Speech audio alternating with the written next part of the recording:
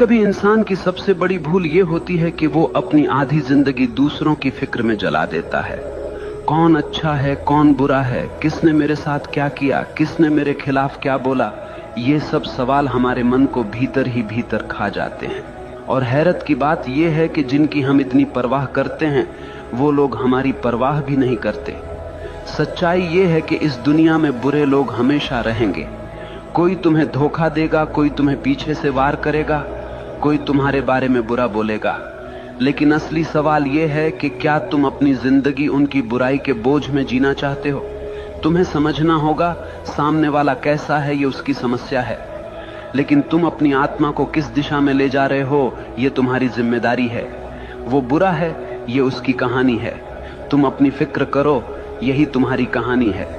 अगर तुम अपनी ऊर्जा दूसरों के दोष खोजने में, दूसरों के पाप गिनने में लगाओगे तो तुम्हारा जीवन कब खत्म हो जाएगा तुम्हें पता भी नहीं चलेगा।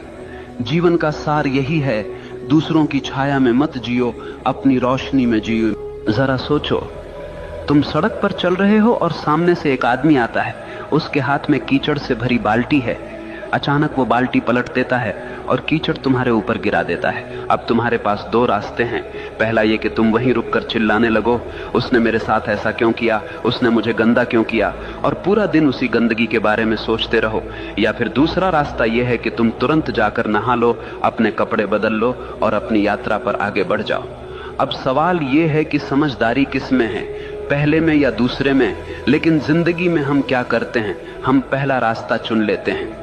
कोई हमारे साथ बुरा कर दे, धोखा दे दे, अपमान कर दे, तो हम घंटों, दिनों, यहां तक कि सालों तक उसी कीचड़ में पड़े रहते हैं। और धीरे धीरे वो कीचड़ हमारी सोच को सड़ा देता है, हमारे चेहरे से चमक छीन लेता है।